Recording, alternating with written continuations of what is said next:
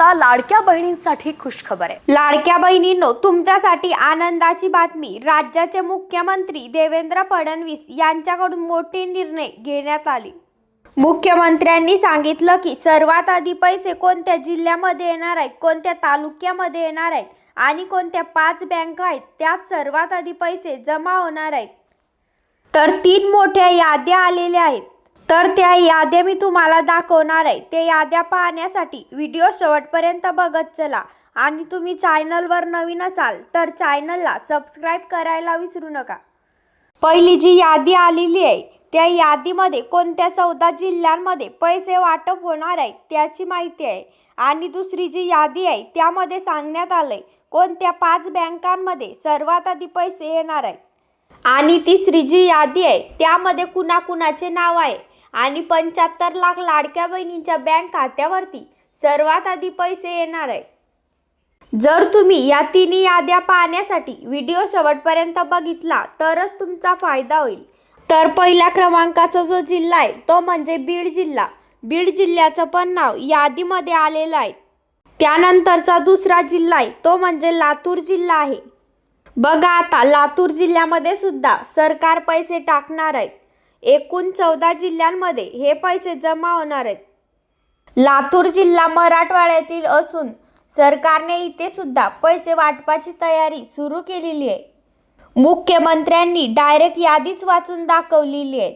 आता डायरेक्ट त्यांनी मोठी घोषणा केलेली आहे आणि लाडक्या बहिणींसाठी आनंदाची बातमी असल्यामुळे आता प्रत्येक लाडकी बहीण खुश झालेली आहे। प्रत्येक बहिणीला आता एक चांगला मोठा दिलासा मिळत आहे, कारण की एक चांगला मोठा दिलासा मिळण्याचा निर्णय राज्य सरकारने घेतलेला आहे। पैसे वाटपाच्या यादीतील तिसरा जो जिल्हा आहे तो म्हणजे नांदेड जिल्हा।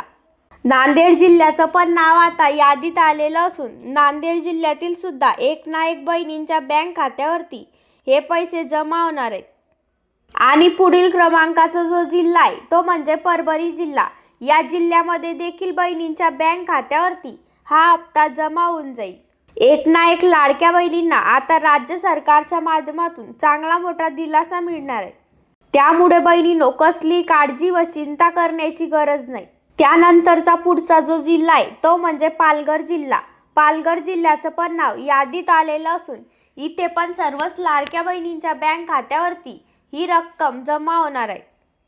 पालघर जिल्हा हा कोकणामध्ये आहे। या जिल्ह्याचं सुद्धा नाव सरकारने घेतलं असून बहिणींना आता दिलासा मिळणार आहे। बहिणींनो, येणारा मकर संक्रांतीचा सण तुमचा आनंदात जावा याकरिता सरकारने मोठी घोषणा केलेली आहे। चला, पैसे वाटपाच्या यादीतील आणखी कोणते जिल्हे आहेत त्याची पण यादी बघा। पुढील क्रमांकाचा जो जिल्हा आहे तो म्हणजे ठाणे जिल्हा। ठाणे जिल्ह्यातील पालकमंत्री आहेत एकनाथ शिंदे आणि तो जिल्हा आहे ठाणे जिल्हा। या जिल्ह्यामध्ये सुद्धा आता पूर्ण पैसे वाटप केले जातील। ठाणे जिल्ह्यातील बहिणींना तर काही काळजी करण्याचीच गरज नाही, कारण की तुमच्या जिल्ह्याचे पालकमंत्री सुद्धा एकनाथ शिंदे आहेत।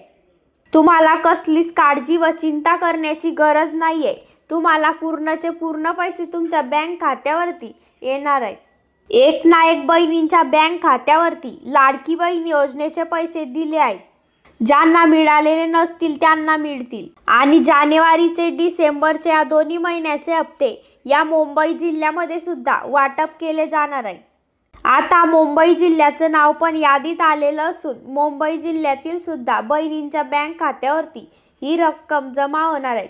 त्यामुळे बहिणींनो, कसलीच काळजी करू नका आणि तुमचा आधार कार्ड बँक खात्याशी लिंक करा। आणि अशाच प्रकारच्या महत्त्वाच्या अपडेट पाहण्यासाठी आमच्या चॅनलला नक्की सबस्क्राईब करा, म्हणजेच नवीन अपडेट तुम्हाला रोज कळेल।